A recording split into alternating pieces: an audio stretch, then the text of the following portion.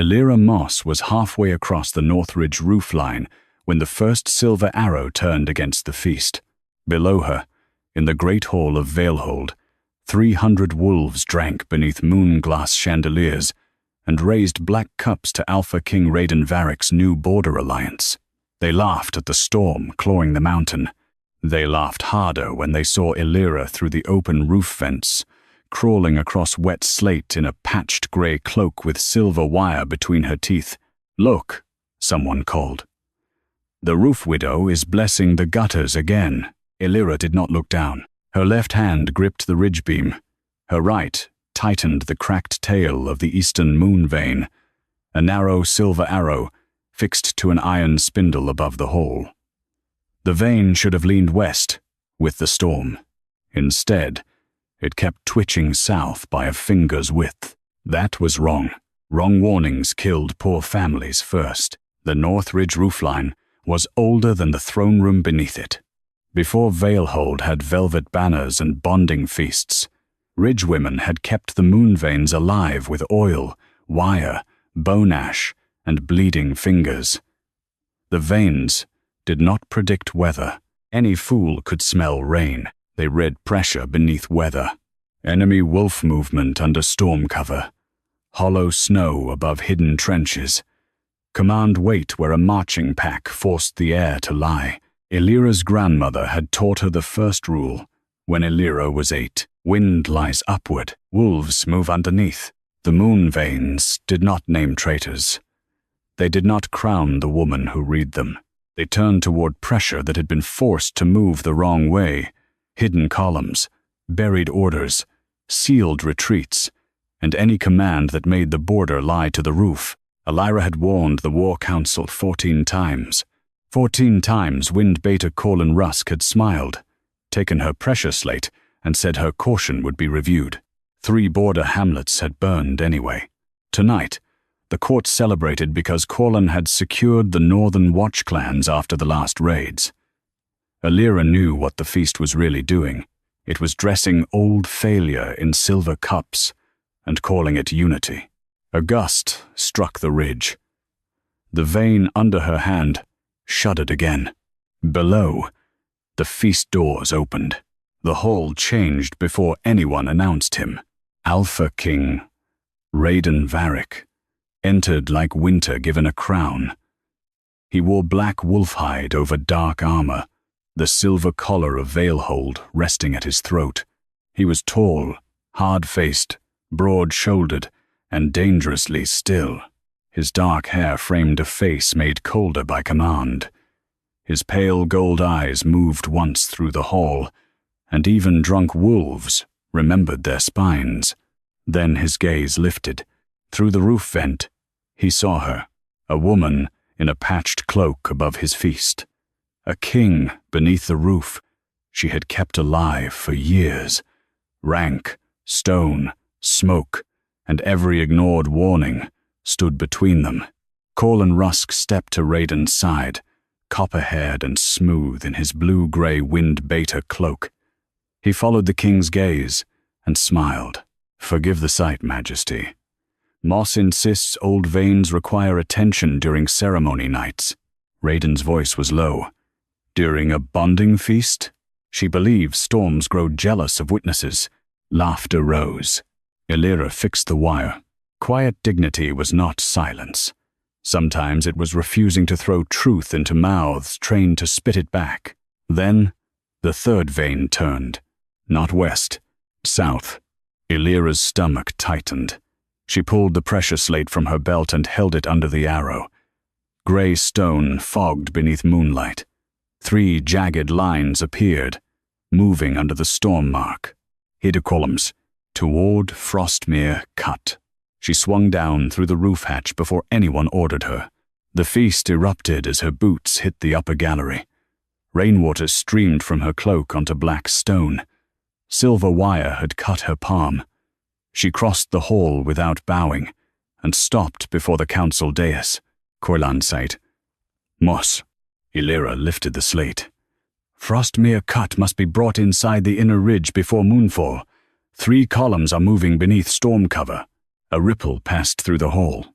Lady Myvra Sorn laughed from the feast table, lovely and useless in frost blue silk. The old arrows twitched in the rain, and now she would empty a bonding feast. Elira kept her eyes on Rhaedon. Not rain, pressure. Rhaedon descended one step from the dais. Close, his power felt colder, but something behind his eyes seemed strained, as if his wolf were listening through a wall too thick to break. "Who confirmed the reading?" he asked. "I did." "That is not what I asked." The words landed publicly. Elira felt the old humiliation rise, familiar as winter water in her lungs. He had not shouted. He had done worse. He had asked, like a warning became real, only after a man with a seal repeated it. Corlin bowed slightly. "No confirmed movement, Majesty." It was not the first time Rhaedon had let that sentence close a door. That was why Elira's face did not change when he looked back at her. She had already watched him choose a seal over a roof 14 times. "Give me 10 riders," Elira said. "I will bring the families in myself." Corlin's smile thinned. The Moonveins were retired from military authority after the last war. They are tradition now, not command. "Then let me reset them before witnesses," Elira said. The hall quieted. Rhaedon watched her. "And if they do not turn again, then I will kneel before this hall and admit my fear outran the moon." The court liked that too much. Rhaedon should have hated it. He did not. "Do it," he said. Elira climbed back through the roof hatch, into rain and sleet. Below, the feast crowded beneath the open vents, eager for her shame. She moved along the ridge and reset the Moonveins one by one, aligning all 12 silver arrows with the western gale. For one breath, nothing moved. Then the northernmost vein screamed. Its silver arrow twisted against the wind so violently the spindle snapped. Another followed, then another. Across the North Ridge Roofline, every moonvein tore loose from its iron housing and lifted into the storm. Not falling, not spinning, but turning with impossible precision. 12 silver arrows aimed downward through the roof vents, not toward Frostmere Cut, not toward the storm, toward the feast table, toward Alpha King Rhaedon Varric. Then, one by one, the arrows shifted past his chest and fixed on the man standing at his right hand. Wind Beta Corlan Rusk went white. The oldest vein split open, with a sound like a wolf bone breaking under moonlight. Inside the cracked silver arrow, hidden black wax burned with the mark of a buried command. Elira's eyes moved from the hidden columns on the slate to the black wax burning inside the oldest vein. This was not a warning, ignored too late. This was a warning answered before it arrived. She read it from the roofline and felt the storm stop breathing around her. Retreat orders sealed before border warning was delivered. Rhaedon looked from the burning vein to Corlan Rusk. His voice did not soften. "Who sealed a retreat before my roofline spoke?" Corlan Rusk answered before the broken vein finished burning. "Contingency protocol, Majesty." His voice carried cleanly through the hall, smooth enough that half the court almost believed him before they remembered 12 silver arrows were still aimed at his chest. The oldest moon vein hung in the open roof vent, split down its silver spine. Black wax burned inside it without dripping, sealed around a command mark older than the feast and fresher than the storm. Elira Moss stayed on the roofline, one hand gripping the wet ridge beam. Rain slid down her face. Her pressure slate still glowed in her other hand, 3 jagged columns crawling beneath the mark for Frostmere Cut. Below, Alpha King Rhaedon Varric did not move from the dais. He looked at Corlan. "Who sealed a retreat before my roofline spoke?" Corlan bowed his head, not low enough for guilt. "A retreat order was prepared in case Frostmere Cut became indefensible. That is not betrayal. That is command discipline." Elira's fingers tightened around the slate. "Command discipline." Another clean phrase, laid over the bones of poor families. Rhaedon's voice remained cold. "Prepared by whom?" "The Wind Beater office," Corlin said, understanding authority after the last border war. And why was it sealed inside a moon vein? Corlin looked up then. It was not sealed inside the vein. The old roofline has clearly reacted to nearby command wax. The devices are unstable. That is why they were retired from military authority. A murmur of agreement moved through the council tables. Elira climbed down through the hatch before the murmur could grow teeth. She landed on the upper gallery, crossed to the broken vein that had fallen near the feast steps, and knelt beside it. No one stopped her. The silver arrow lay open like a gutted fish. Inside, the black wax glowed around the buried command mark. Elira did not touch it.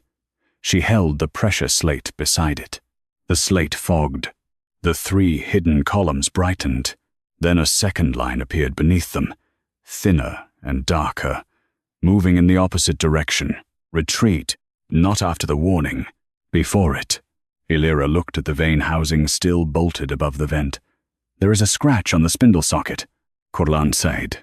Moss. She did not look at him. Fresh iron. Someone opened the housing and resealed it after moonrise. Lady Mavra Sorn shifted at the table, eager to laugh, but no longer certain where laughter was safe. Rhaedon descended from the dais.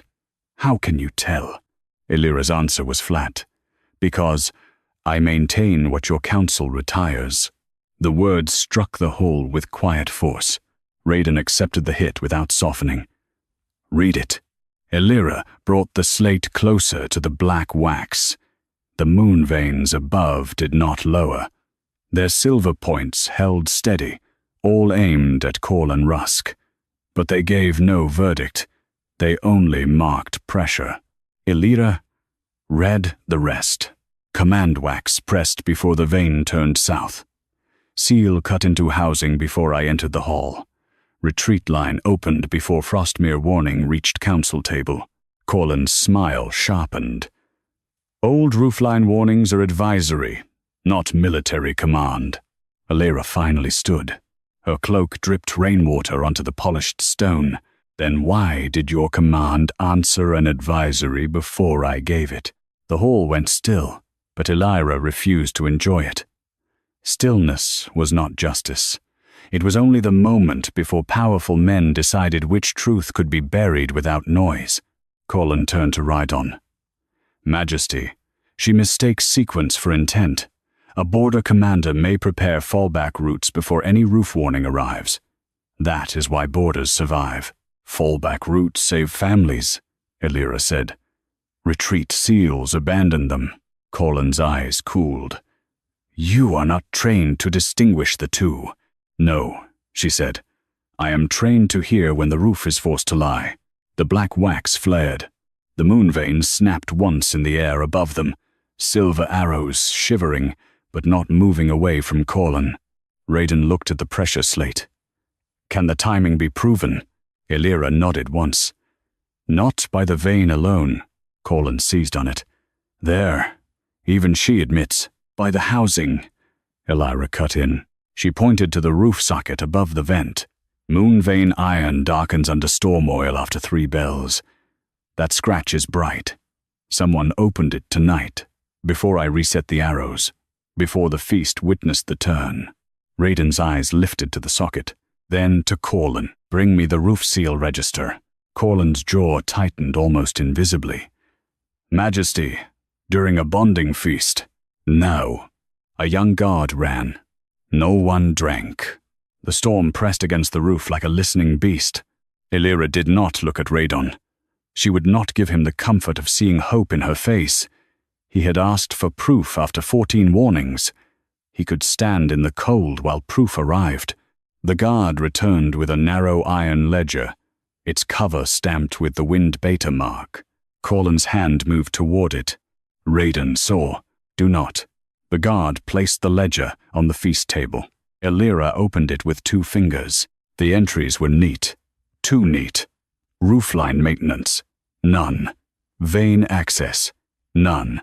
Storm seal inspection. None.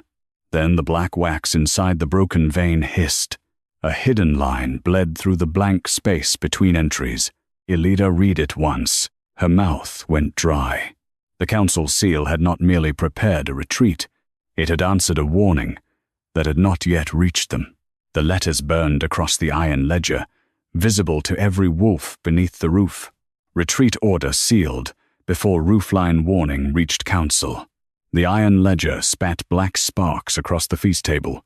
One landed in the moon wine bowl and sank without smoke.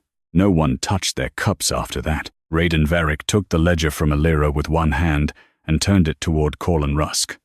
Explain why my council record answers a roof warning before the roof spoke. Corlin's face had recovered its color, but not its ease. Because the Wind Beta office keeps conditional orders. If border pressure crosses a danger threshold, fallback instructions seal automatically. That is not treason. That is why armies survive storms. Armies, Elira said. The single word cut through him. Corlin looked at her. Yes, armies. Not roof women with old arrows. Elira stepped closer to the feast table. Rainwater still dripped from her cloak. Blood had dried black around the wire cut in her palm. She looked small beneath the chandeliers, and dangerous because she did not seem to care. Frostmere Cut is not an army, she said. It is 6 weak roof families, 2 winter barns, 1 sick house, and a lower horn that can barely carry through sleet. A border representative bowed his head. Rhaedon's jaw tightened. Send riders. Corlin turned sharply. Majesty, if hidden columns are truly moving under storm cover, sending riders now may expose the inner ridge route. Then send wolves, who know how not to die loudly. A few warriors moved at once. Elira did not. Rhaedon noticed. You disagree? I disagree with assuming the road is still open. The warriors stopped. Corlin gave a tired laugh. Now the road is haunted too. Elira ignored him and walked to the western window. Beyond the glass, the storm dragged silver rain sideways across the black mountains. Far below, Frostmere Cut should have shown 3 moon lamps along the lower road. Only one burned. Elira pressed her injured palm against the cold glass. The recall line is wrong. Rhaedon came beside her but left space between them. What recall line? The lower horn answers the roof line, if the ridge families must come in. 1 long note means storm. 2 means wolves. 3 means abandon homes and climb. Corlin said, The horn system is ceremonial. We use mounted command now. Elira looked back at him. Mounted command reaches the strong roads first. That is efficient. No, it is selective. The words pulled a dangerous growl from several bordermen. Rhaedon did not silence them. He stared through the storm toward the single lower lamp. How do you read a horn that has not sounded? Elira lifted her precious slate. By what should be answering and is not. She held the slate toward the broken moon vein. The silver arrow still hung above the hall, aimed at Corlin with merciless patience. Its cracked spine glowed around the black wax command mark. The slate fogged again, not with columns this time, with a curved line descending from the North Ridge Roofline to the lower road. Then the line snapped in the middle. A second mark appeared over it. A wolf jaw closed over a horn. Elira's stomach turned. Corlin's expression hardened. That symbol is not military script. It is ridge script, Elira said. Older than your office. Rhaedon's voice dropped. Read it. Elira did not answer immediately. This was the cruelty of proof. It made grief arrive before death had finished walking. The lower recall horn has been sealed. A woman near the border tables made a broken sound. Rhaedon turned to Corlin. Did your retreat protocol close the lower horn? Corlin spread his hands. If the route was compromised, sound discipline would require silencing exposed signals. Before the warning reached council? Elira asked. His eyes flashed at her. She stepped toward him. Before the roofline spoke, before the king ordered retreat, before the families were called. Corlin's voice sharpened. Old roofline warnings are advisory. Elira held up the slate, where the sealed horn mark pulsed like a trapped throat. Then why did your protocol muzzle an advisory road? The word muzzle changed the air. Not loud, deep. Rhaedon looked at the moon veins overhead. The 12 silver arrows did not lower. Their points still held on Corlin, not accusing him with words, only refusing to look anywhere else, while the pressure remained bent around his command. The Alpha King turned to the warriors waiting by the door. Bring Frostmere Cut in, all of them. Use the upper goat road if the lower road is sealed. Take no banners, no horns. Move under fur cover. Corlin stepped forward. Majesty, that will strip the inner hall guard during a bonding feast. Rhaedon's eyes moved to him. Then the feast will learn to guard itself. A cold thrill moved through Elira. Not forgiveness, never, that quickly. But the king had chosen movement, before council permission. For once, she looked at the moon veins. Their silver tails shivered as if the storm above them had exhaled. Rhaedon saw it too. Reset them now. Elira turned from the window. No. The court inhaled. Rhaedon's gaze sharpened. No, I will not reset the veins while Frostmere Cut is still outside your walls. Corlin's mouth curled. You presume command. I refuse burial. Rhaedon said nothing for a long breath.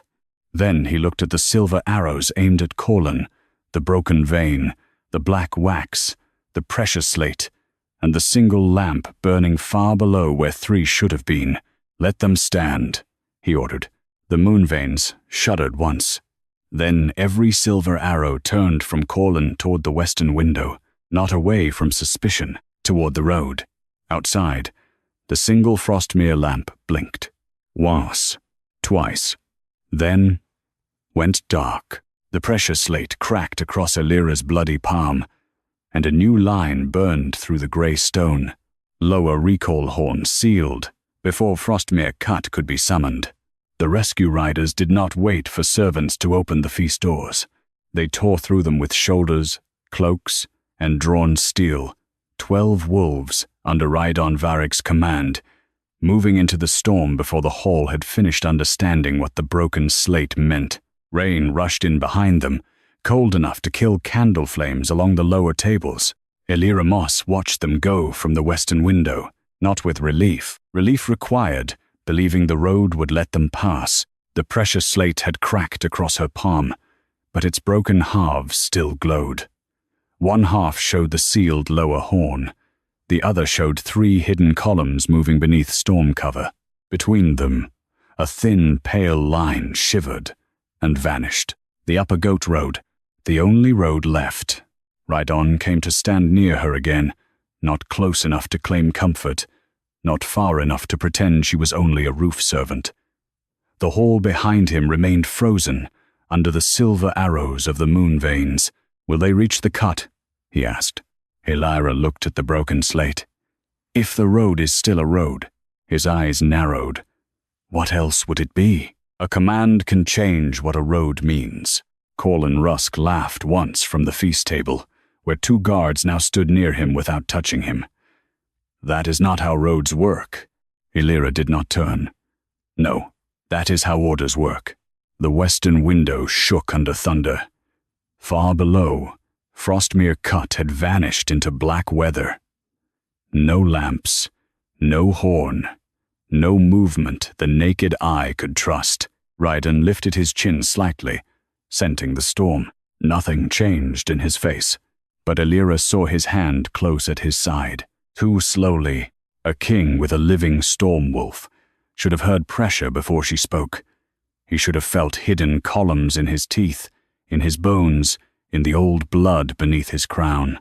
Valehold's first Alpha Kings had never needed roof women because their wolves could read weather like prey. Rhaedon Varric could not, or not enough. His gaze cut toward her.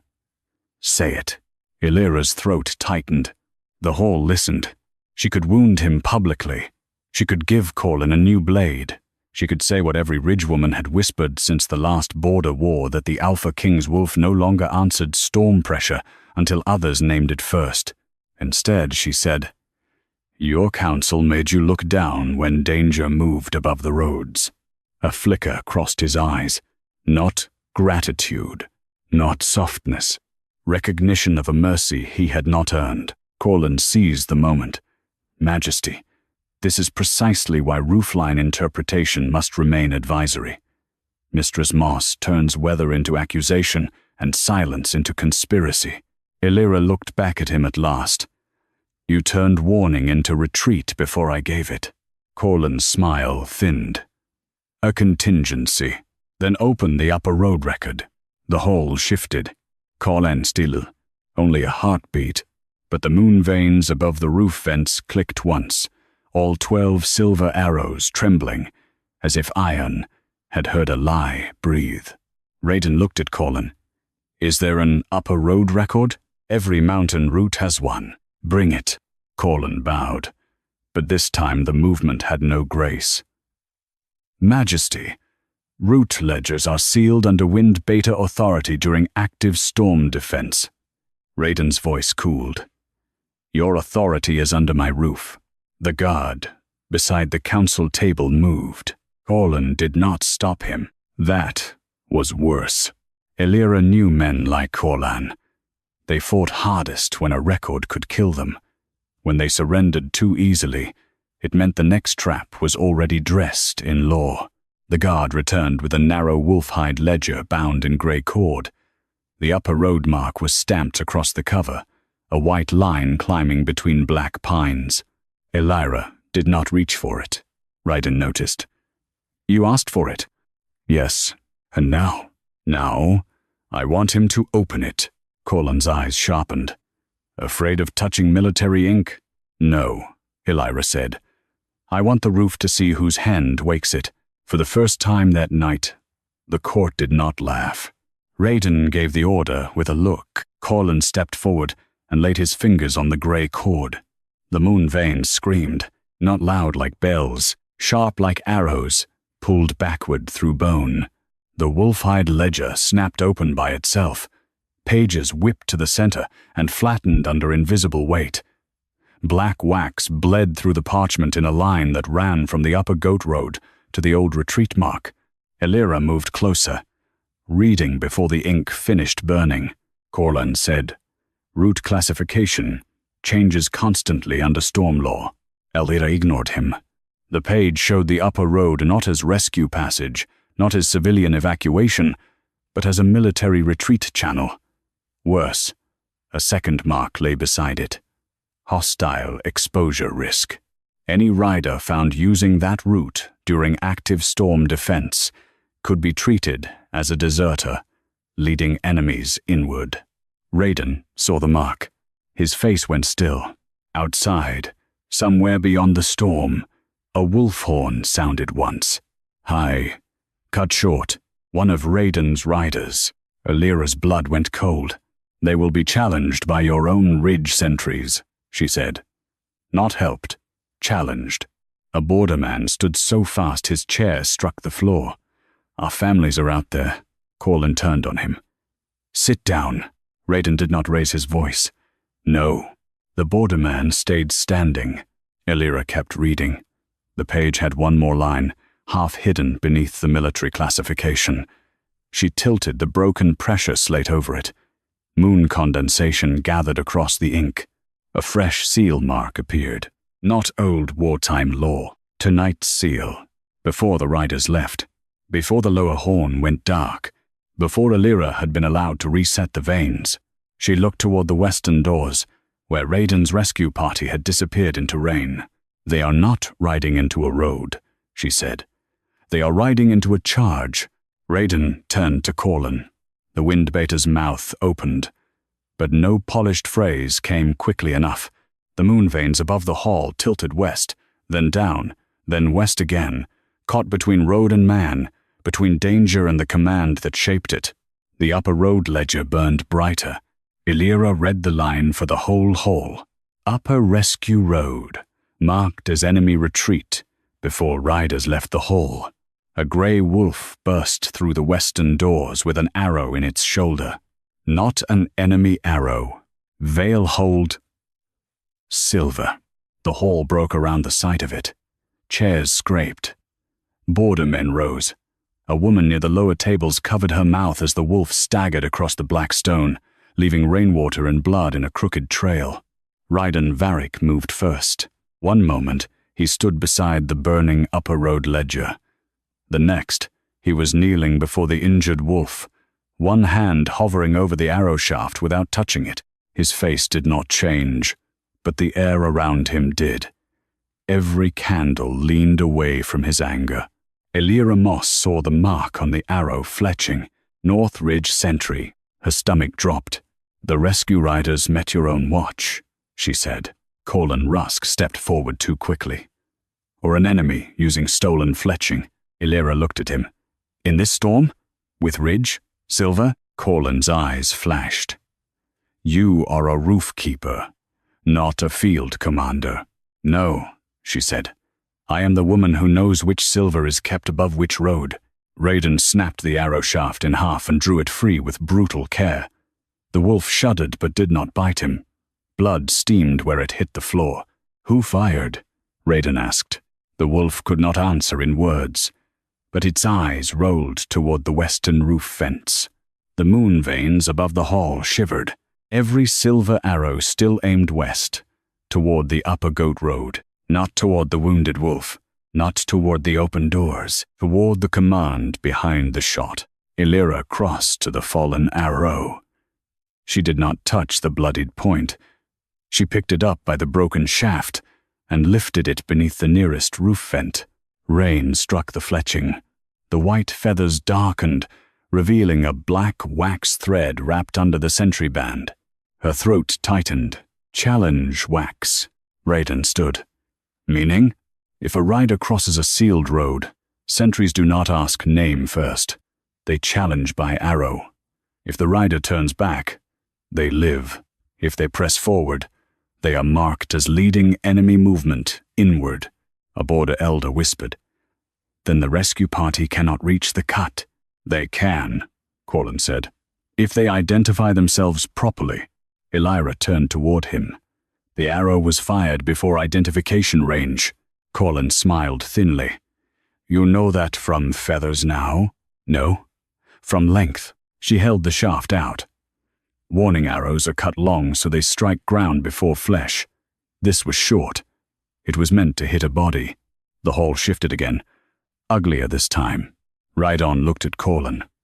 "Open the ridge. Sentry command register." Corlin's jaw tightened. "Majesty, sentry registers are active defense records." Rhaedon's voice lowered. "Everything you call defense tonight has injured my own people." No one moved. Then, one of the border representatives spoke from the lower table. "My nephew rides that road." Another voice followed. "My sister's children are in Frostmere Cut." The feast had stopped being a feast. It was becoming a room full of names Corlin could not reduce to roots and protocols. Elira went to the western wall, where old sentry horns hung beneath dust and wolfhide. No one used them anymore, except roof women during storms, which meant Corlin's office had forgotten to make them pretty. She took the smallest one down. Its bronze mouth was dented, its leather strap cracked. Rhaedon watched her. "What are you doing?" "Calling the sentry register." Corlin laughed once. Those horns were ceremonial even before the last war. Elira lifted it. "Then it should not frighten you." She blew one low note. The sound was not loud. It was worse than loud. It moved upward through the roof fence instead of outward through the hall. The moon veins caught it. Their silver bodies trembled, and the note came back thinner, sharper, split into 12 lines of pressure. The western wall groaned. A hidden drawer beneath the horn rack slid open. Inside lay a narrow slate register wrapped in wolf sinew. Corlin stopped smiling. Rhaedon saw. Elira took the register and placed it on the feast table beside the upper road ledger. The wounded wolf dragged itself closer, as if even hurt. It wanted the proof, where the king could see it. Elira cut the sinew with the edge of the broken arrow. Black wax crawled from the knot. The register opened. At first, the page showed only sentry names. North Ridge, Upper Goat Road, 3 watch rotation, challenge rules, under storm defense. Then the moon veins clicked overhead. A fresh line surfaced beneath the watch order, written in the same black command wax that had burned inside the oldest vein. Corlin spoke quickly. Any challenge order would have been conditional. Elira leaned over the page. It was. His relief was almost visible. Then she read the condition. If armed riders enter Upper Road before King's direct wolf, call, mark as enemy retreat. Rhaedon's hand closed around the back of a chair until the carved wood cracked. I gave direct command in this hall. Not wolf call, Corlin said. The register specifies wolf call. The answer came too fast, too prepared. Elira looked at Rhaedon. His face had gone very still. So had the hole. Now everyone understood the shape of the trap. Corlin had not only marked the road, he had written the countermand around the one signal Rhaedon had not used, or could not use, a direct wolf call, the old Alpha storm call that carried through ridge pressure, above horns, above riders, above command wax. Rhaedon Varric's wolf had not sounded one since the last border war. Elira looked away first. She would not expose that wound for Corlin if the proof did not require it. But Corlin did. Majesty, he said, very softly. Had your wolf called, the sentries would have obeyed. A growl moved through the room. It did not come from Rhaedon. It came from every wolf who heard the insult hidden inside obedience. Rhaedon stepped toward Corlin. Elira spoke before blood could bury the record. Do not kill him yet. The Alpha King stopped. Slowly, dangerously, he looked at her. Elira held up the register. This order was not waiting for your failure. It was built around it. The moon veins snapped west again. Outside, another horn cried and broke. The slate register burned under Elira's hand, the letters widening until even the farthest table could read them. Ridge sentries, ordered to challenge rescue riders before rescue was commanded. The wounded grey wolf tried to stand. Its front legs shook under blood and rain, but it dragged itself toward the western doors as if pain were less important than the riders still trapped on the road. A broken sound left its throat. Not a howl, not a word. A warning caught between forms. Rhaedon Varric knelt and gripped the wolf's jaw gently. Stay down. The wolf did not obey. Elira Moss understood why. The sentries would fire again. Outside, the storm pressed hard against Veilhold. Somewhere beyond the black glass windows, Rhaedon's rescue riders were being challenged as enemy retreat. Frostmere Cut was beyond them. The lower horn was sealed. The upper road was marked hostile, and the one signal that could override every command wax in the ridge registers was the one Corlin had built the trap around. The Alpha King's direct wolf call. Corlin stood very still near the feast table. Too still for a man who had nothing to fear. Rhaedon rose. The hall seemed to lean with him. He turned toward the western doors. Shoulders squared, one hand still wet with the wounded wolf's blood. His pale gold eyes fixed on the storm beyond the mountain windows. Every wolf in the hall felt what he was about to attempt. No one spoke. Elira did not either. She watched his throat. Rhaedon inhaled. Power gathered around him. Candles bent flat. The moon-glass chandeliers trembled. Even the moon veins above the vents tilted toward him, silver arrowheads waiting. Then the sound came. Low, cracked, too short to carry. The hall flinched, as if the king himself had been struck. Rhaedon's jaw locked. A vein stood out at his temple. His wolf pressed against the air, immense and wounded. But the storm swallowed the call before it crossed the western window. Corlin lowered his gaze in perfect imitation of respect. Majesty, the ridge may not have heard. Elira looked at him then. There it was. Not triumph. Not yet. Preparation. He had known exactly how far the king's call would carry. Rhaedon turned slowly. His face was colder than rage. You wrote sentry obedience around a call you knew might fail. Corlyn's answer came carefully. I wrote obedience around the lawful signal of an Alpha King. No, Elira said. Both men looked at her. She stepped to the horn rack, where the old bronze mouth still hung beneath dust and storm oil. You wrote it around his wound. A dangerous silence opened. Rhaedon did not deny it. That cost him more than denial would have. Corlyn's eyes sharpened. Mistress Moss should be cautious when speaking of royal matters she does not understand. Elira took the cracked pressure slate from the table. I understand pressure, and the register answered too quickly when wolf call was named. She held the slate beneath the nearest moon vein. The silver arrow dipped. The slate fogged. Lines appeared across the broken stone.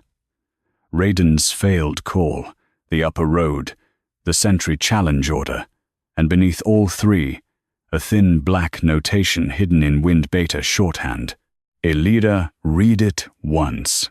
Her mouth went cold. Call range reduced after Black Hollow campaign. Rhaedon's eyes narrowed. Corlyn stepped forward. That is a medical defense note. All kings carry battlefield limitations after war. Then why is it inside a sentry challenge register? Elira asked. No one answered. The wounded grey wolf whined. Outside, a third horn cried from the upper road. This one ended in a snarl. Elira moved, before fear could turn the hall useless. She climbed the inner stair to the lower roof beam, not fully outside this time, but high enough that rain blew across her face through the open vent. Elira, Rhaedon said. Not soft. Warning. She looked down. Your call cannot reach them through storm cover. His jaw tightened, but he gave one nod. She pointed to the moon veins. The roof can. Corlyn laughed sharply. The roof cannot command sentries. No, Elira said. But it can carry pressure, and every sentry on North Ridge was trained to trust pressure before ink, before seals, before men like you retired the lesson. Rhaedon's gaze lifted to the silver arrows. What do you need? Elira looked at his bloodied hand. Not a king's order. Breath. The hall stirred. Corlyn seized on it. Majesty, do not place royal breath into old roof magic. Elira's voice cut down from the beam. He already placed trust in polished command wax. How did that serve him? Rhaedon did not look at Corlyn. He walked beneath the central vent. Elira unwound the silver wire from her belt and looped it around the nearest moon vein spindle. One end she tied to the old bronze horn. The other she threw down. Rhaedon caught it. Their eyes met across rain, stone, rank, and 14 ignored warnings. This does not forgive you, she said. I did not ask it to. Good. She nodded once. Breathe into the horn. Do not force the call. Let the roof carry what your wolf cannot. Rhaedon lifted the horn. This time, no king's howl shook the hall. Only one controlled breath moved through old bronze. The moon veins caught it. 12 silver arrows snapped west. The sound that came from them was neither horn nor howl. It was pressure made audible, a long, low ridge, note that slid through storm cover and down the upper goat road. The wounded grey wolf lifted its head. Far outside, an answering howl rose. Then another. The sentries had heard. The upper road ledger burned on the table. Its hostile mark cracked from the center outward. For the first time that night, Corlyn Rusk lost his expression. Elira dropped from the beam to the gallery stairs and landed hard, one hand on the rail. The pressure slate in her palm flared so brightly it painted every face silver. A hidden Wind Beta notation opened beneath the coal range line. Elira. Read it aloud. Wolf. Call weakness verified before bonding feast. Rhaedon looked at Corlin, not betrayed. Worse, certain. The moon veins shuddered above them, and the new line burned across the cracked slate. King's broken wolf call, used to trap rescue command. The answer came back through the roof like wolves running under ice. One howl first, then 3, then a broken chorus. Thin, with distance but alive. The wounded grey wolf on the hall floor lifted its head and gave a low sound that shook through its ribs. The rescue riders had heard the roof call. The upper road had opened. For one breath, hope moved through Valehold, like heat returning to dead hands. Elira Moss did not trust it. Hope arrived too quickly in halls built by command wax. She stayed beneath the moon veins, watching their silver arrowheads. They no longer aimed only west. 3 of them trembled downward, their points dipping toward the lower gate beneath Valehold's inner ridge. Rhaedon Varric saw the shift. What now? Elira looked at the pressure slate. The line to the upper road had brightened. The line to Frostmere Cut had opened, but between Frostmere and Valehold, a black square pulsed where the inner gate mark should have been silver. The rescue may reach them, she said. That does not mean the gate will receive them. A border woman near the lower table clutched the edge of her chair. Receive them? Corlin Rusk exhaled as if wearied by ignorance. Inner gates recognize current civilian registers. They do not reject Valehold families. Elira turned the cracked slate toward him. Unless the register no longer calls them current. The hall changed again. Not loud. Worse than loud. Rhaedon's eyes narrowed. Bring the lower gate register. Corlin's mouth tightened. Majesty, gate registers are civilian administration, not Wind Beta command. Then you should have no objection. A guard moved at once. This time Corlan did not speak. He watched Elira instead, and the attention felt like a blade laid flat against skin. Lady Maivra Sorn whispered something to the woman beside her, but no one laughed with her. Mockery required safety. The roof had taken that from them. The guard returned with a square iron book marked by the lower gate seal. Frost clung to its edges, though the hall was warm. Elira did not open it. She set it beneath the nearest moon vein and waited. Rhaedon looked at her. Why wait? Because if I open it, Corlan will call it roof superstition. If the gate opens itself, he will have to insult iron. The corner of Rhaedon's mouth did not move, but something in his eyes sharpened. Not amusement. Attention. The nearest moon vein clicked once. The iron book unlocked. Pages turned to the Frostmere section. The names of 6 families glimmered in old black ink. Holloway, Bren, Mast, Vey, Calder, Moss. Elira's breath caught at the last one. Not because she had family there, because she had once. Corlin saw her see it. Careful, Moss. Grief reads patterns where law reads order. Elira touched nothing. Then let law speak. The page darkened. A new column surfaced beside the family names. Status: withdrawn from outer protection. Date: before moonrise. Seal: wind. Beta emergency relocation. A sound broke from the border tables. Rhaedon reached for the book, then stopped himself before touching it. He had learned that much. Elira. She read the next line because if she stopped, grief would enter her throat and make the words weak. Lower gate recognition suspended until council confirmation. The wounded wolf growled. Rhaedon's voice dropped.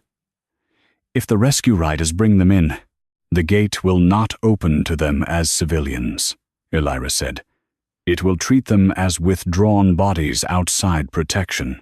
Corlin stepped forward. Emergency relocation status protects the Treasury from false loss claims after raids. It is administrative.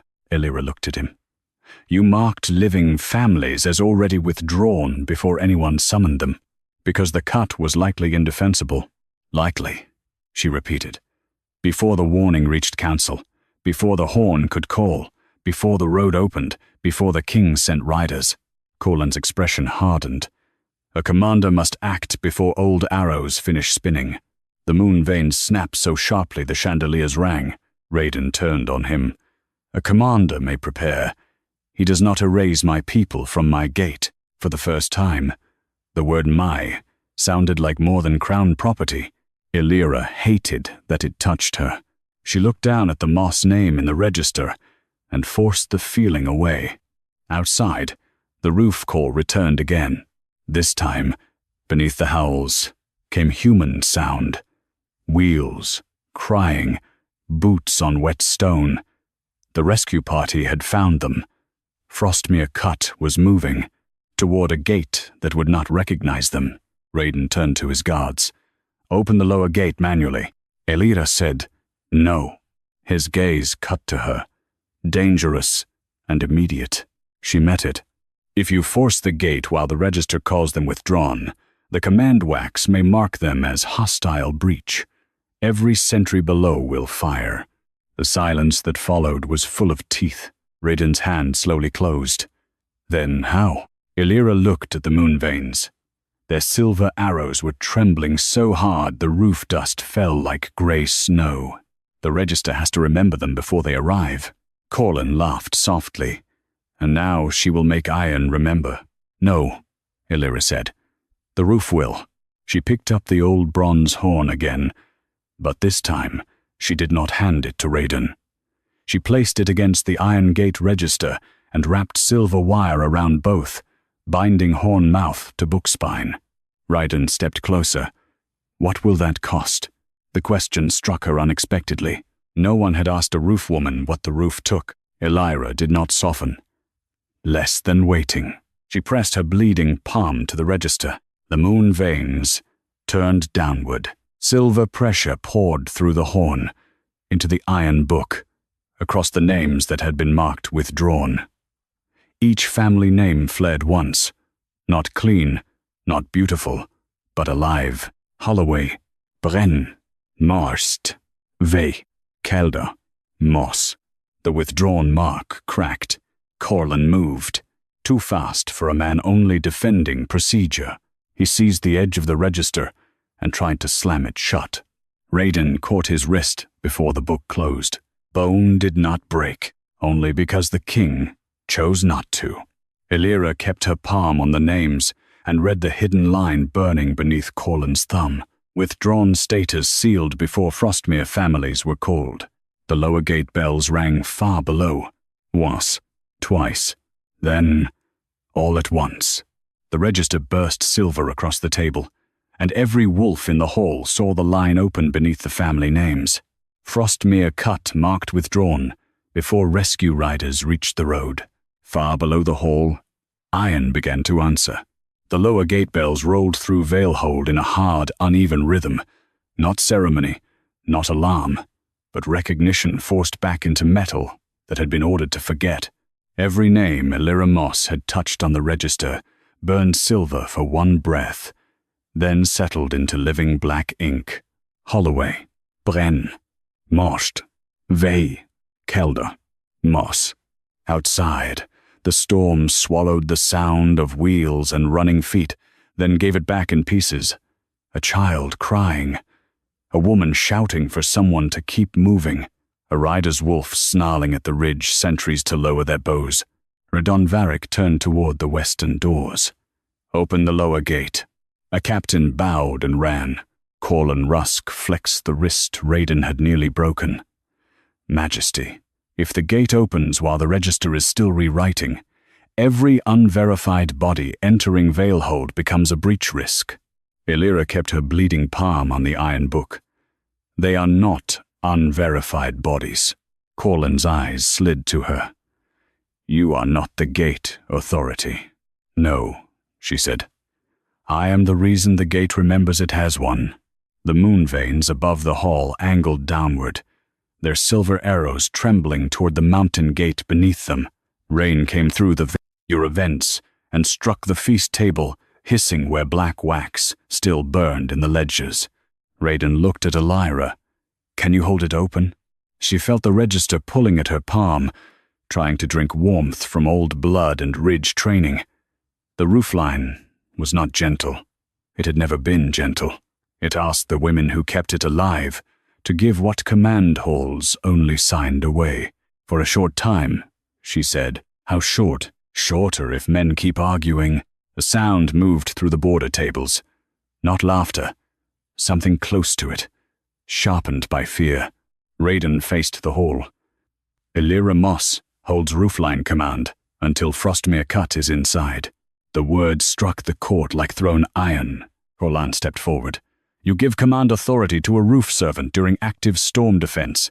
Rhaedon's eyes did not leave him. I give the roof back its throat. Elira felt that more than she wanted to.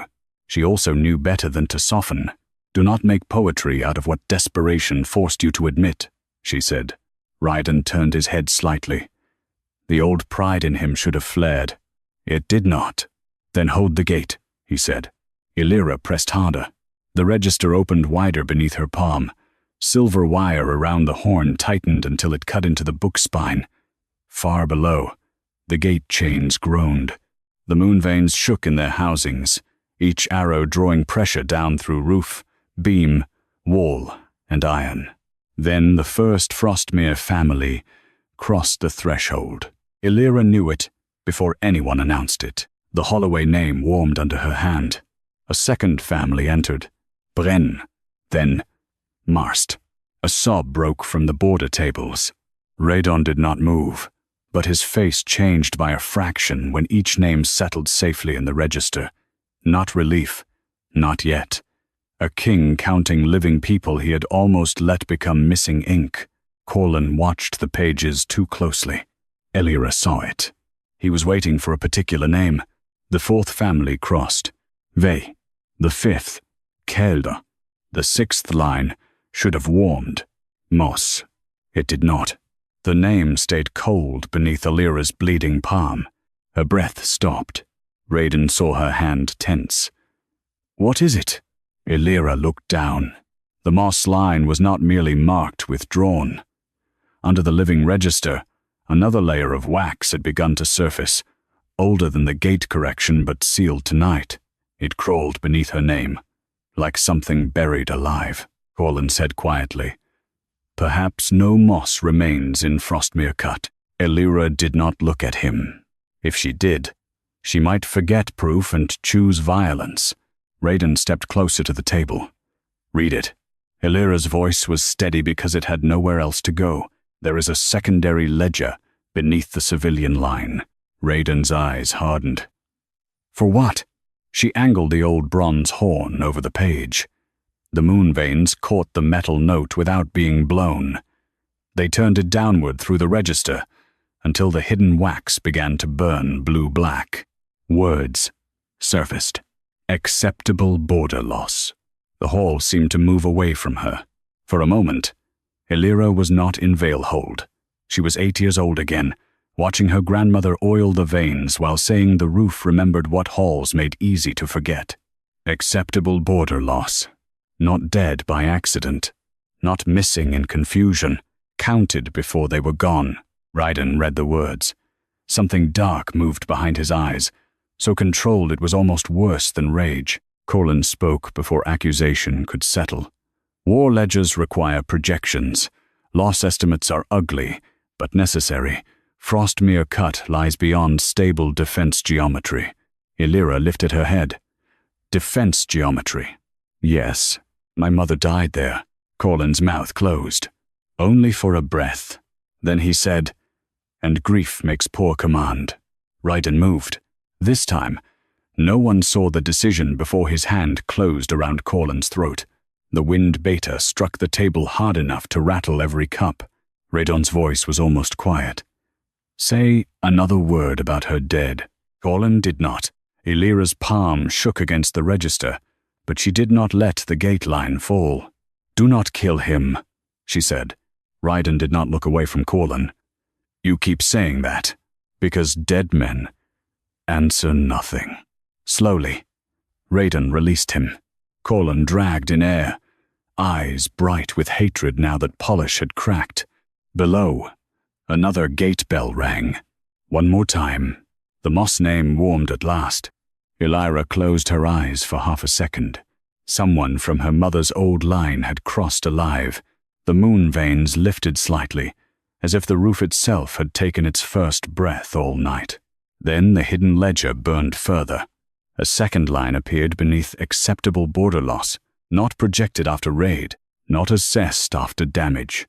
Sealed before the first hidden column entered storm cover. Elira opened her eyes. Rhaedon read it beside her. The Hall read it with him. Frostmere Cut recorded as acceptable border loss before raid began. The first, Frostmere Child, entered the Great Hall barefoot, not because she had lost her shoes, because someone had carried her too long through sleet, and her feet had slipped free of the blanket wrapped around her. A border rider held her against his chest, one arm under her knees, his shoulder torn open where Veilhold silver had grazed him on the upper road. Behind him came the Holloways, the Brens, the Masts, the Vays, the Calders, and the last thin line of moss blood Elira had not known still breathed. No one at the feast laughed now. Moon wine cooled in untouched cups. Silver plates sat full of roasted meat while Frostmere families stood soaked, mud-streaked, and shaking beneath chandeliers that had been lit for alliance vows, not rescue. Elira Moss lifted her hand from the gate register only when the final name settled into living ink. Her palm came away bloody. Rhaedon Varric saw it. So did Corlin Rusk.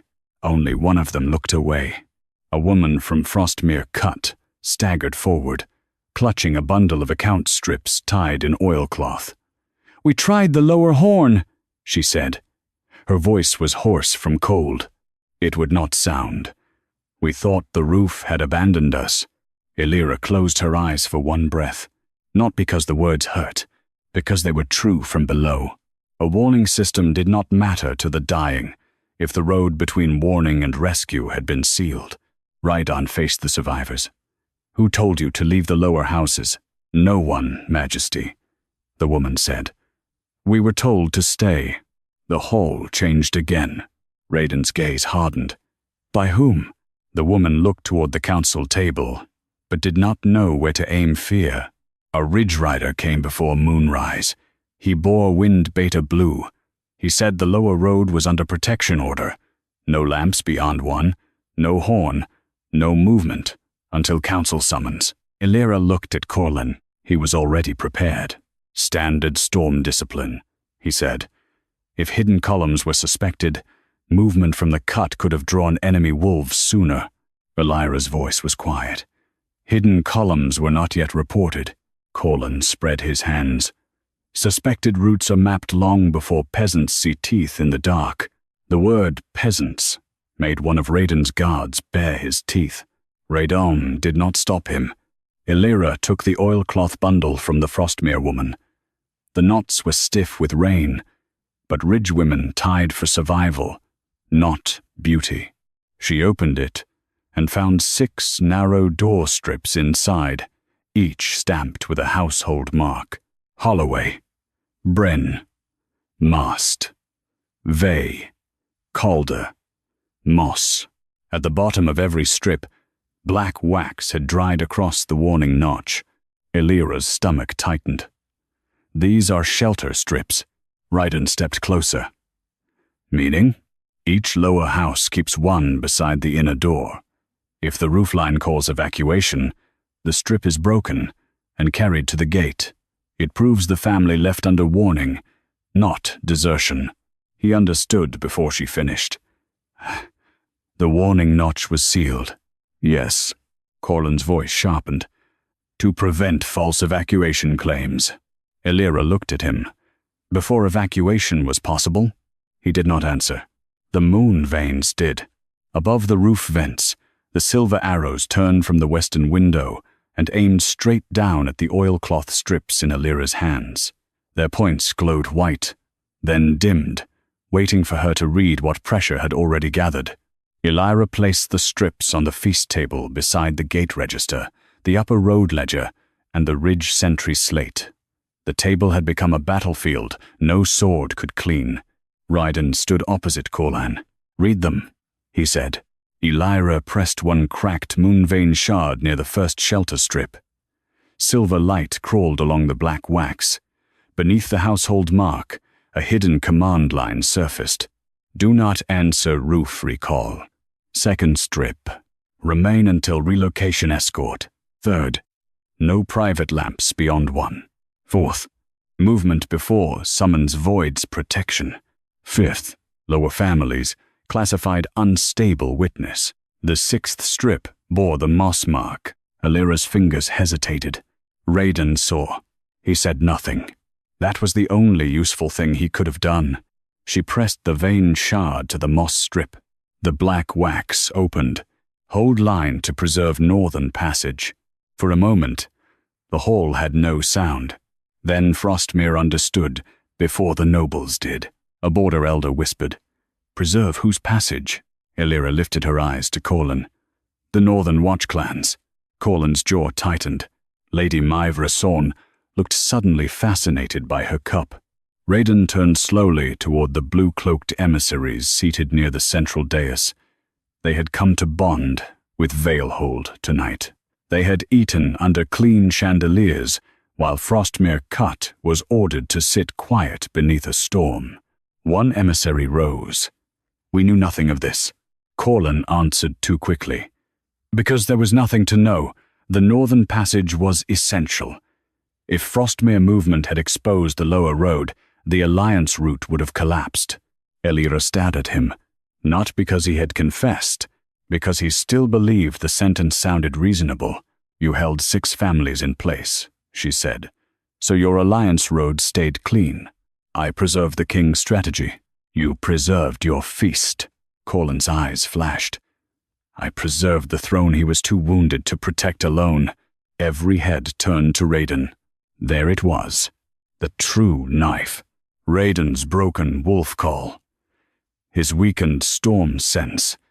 His dependence on the council that had used his wound as architecture. The hall waited for rage. Rhaedon did not give them rage. He gave them judgment. "My wound did not sign those strips," he said. Corlan bowed his head a fraction. "No, Majesty. Your weakness made them necessary." The moon veins screamed. Silver arrows tore lower through the roof fence, stopping just above the feast table. Their light struck the 6 shelter strips together. Black wax boiled upward, no longer hiding in separate household commands. It joined into one long line, across all 6 names. Elira read it with a voice that did not break. Lower families to remain as pressure blind until northern passage cleared. The Frostmere woman dropped to her knees, not in worship, in the sudden failure of her legs. Rhaedon looked at the words, then at Corlan Rusk. The wind beta finally stopped pretending to be tired. Now he looked what he was, a man cornered by a roof he had mistaken for ornament. Elira lifted the moss strip from the table. "This was not strategy," she said. "This was bait dressed as border discipline." Outside, the storm above Veilhold broke sideways. The moon veins turned Veilhold broke sideways. The moon veins turned together, away from Corlan and toward the northern passage road. A new line burned across the joined shelter strips. Frostmere Cut held as pressure bait until Alliance passage cleared. The Northern Watch emissary set his bonding cup down without drinking. The sound was small. In that hall it landed like a stone dropped into a grave. His blue cloak was still dry at the shoulders, while Frostmere children shivered beside the lower tables in borrowed furs. His guards had ridden through a cleared Alliance passage, while 6 border families were ordered to sit quiet beneath hidden columns and sealed horns. Rhaedon Varric looked at him. "Did your clans request a clean northern road?" The emissary's face hardened. "We requested safe passage for the bonding feast." Corlan Rusk straightened. "And I provided it." Elira Moss turned slowly from the shelter strips. "You provided it by making Frostmere Cut, the noise the enemy would follow." Corlan's mask was gone now. What remained was colder. "You speak of 6 families, as if kingdoms are not built by choosing what can be lost." A growl rolled through the hall. Rhaedon raised one hand. The growl stopped, but the anger did not. The moon veins hung low through the roof vents. Silver arrows suspended above the feast table, like judgment refusing to fall. They did not strike Corlan. They did not crown Elira. They only held the pressure of every buried order, open where no council seal could close it again. Corlan looked to the war council. Do not stand there like frightened pups.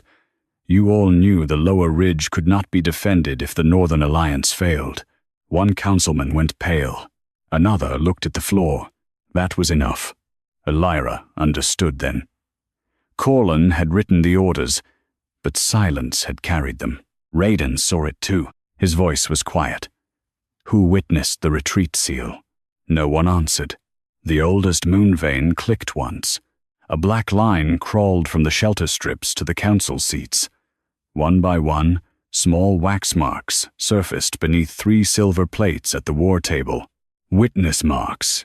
Not command. Consent. The court inhaled, as if the hall had lost air. Corlan moved. He lunged not toward Elira, not toward Rhaedon, but toward the burning shelter strips. If he could scatter them, if he could break the joined line before it finished opening, the council might still argue storm panic and damaged roof magic. Elira was closer. She put her bleeding hand over the moss strip. The moon veins snapped down. 12 silver arrows struck the table around her hand, not piercing skin, but pinning every strip beneath their points. Black wax hissed and recoiled from her blood. Corlan froze inches away. Rhaedon caught him by the back of the neck and forced him to his knees. This time, no one asked the king to stop. Corlan laughed once, breathless and ugly. Kill me, then. It will not change the road. It will not fix your wolf. It will not make roof women into commanders. Elira looked at him. No, but the living families behind me will remember who tried to spend them. A Frostmere woman stood. Then another. Then the border elder who had not sat since the first proof appeared. They did not kneel. They stood wet, hungry, and alive beneath chandeliers that had ignored them for too long. Rhaedon released Corlan, only so his guards could bind him in iron. The Alpha King turned to the War Council. Windbaiter Corlan Rusk is stripped of command. Every sealed order issued under his hand tonight will be opened under roof witness before dawn. Every councilman whose mark appears beneath these records will remain in this hall until the Moon Vanez finish reading. One councilman whispered, Majesty, the Veins have no military authority. Rhaedon looked at Elira, not for permission. For the truth he should have sought before 14 doors closed. Elira said, They had authority before your council learned how to retire shame. Rhaedon faced the hall again. Then shame is retired tonight. The moon veins lifted slightly, not approval, release of pressure. Rhaedon removed the silver collar of Veilhold from his throat. The court stiffened. An Alpha King did not bare his throat in a hall full of frightened wolves, unless he meant the gesture to cut deeper than speech. He laid the collar on the feast table, beside the shelter strips. My council called the roof advisory because the roof could not be bribed by rank. My command trusted seals over warnings. My silence helped bury 14 readings. Elira did not look away. He deserved to say it where Frostmere could hear. He also deserved no comfort for saying it late. Rhaedon continued, voice carrying to the roof beams. From this night forward, no storm order, retreat seal, road closure, gate withdrawal, horn silence, or border loss record stands valid until the North Ridge Roofline is read by sworn ridge watchers. The moon veins will not serve the War Council. The War Council will answer to them. Corlan spat blood onto the stone. You hand the border to women with wires and roof ash. Elira stepped toward him. The hall seemed to draw back for her, not because she had become grand, because she had not. She was still rain-soaked, wounded, grey-cloaked, and tired, but every person there had watched old silver arrows hold a kingdom's lies open. Ridge. Women kept the roofs alive while your office made maps of who could be lost, she said. Do not speak of wire, as if command wax has cleaner hands. Corlin had no answer. That was not justice, but it was the first useful silence he had given them. Rhaedon looked to the Frostmere families. You will be fed, housed inside the inner ridge, and heard before council witness. Your dead will not be recorded as acceptable. Your living will not be called withdrawn. The child who had entered barefoot clutched the fur around her shoulders and stared at Elira. Did the roofs save us? She asked. Elira's throat tightened. She knelt, so the girl did not have to look up. No, people did. The roof only told the truth loudly enough. The child nodded as if that made sense.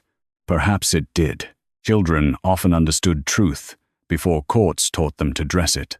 Above, the moon veins began to return to the roofline. One by one, the silver arrows lifted through the vents and locked themselves back into their iron housings.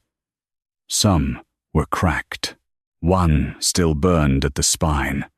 None pointed at Corlin anymore. There was no need. He was already seen. Rhaedon came to stand beside Elira, leaving distance enough for respect. Elira Moss, he said. She rose. Do not call me blessed. I was not going to. Do not call me chosen. No, and do not look up only after the roof tears itself apart. That struck him. Good. He accepted it without defense. Then teach me where to look before it does. The hall listened for softness, for a sudden mate-bond confession, for a king's desire to turn guilt into romance. Elira gave them none. She looked through the open roof fence at the black ridge beyond. The storm was still there. The border was still wounded. The weakest families were still cold. But the roof was no longer alone. Start, she said, by bringing oil, wire, and every retired ridge. Register to the roof before dawn. Rhaedon inclined his head, not to a servant, to the woman who had kept his kingdom alive above him, while he looked only at the throne. By morning, Valehold would call it reform. By winter, singers would call it the night the silver arrows judged a king.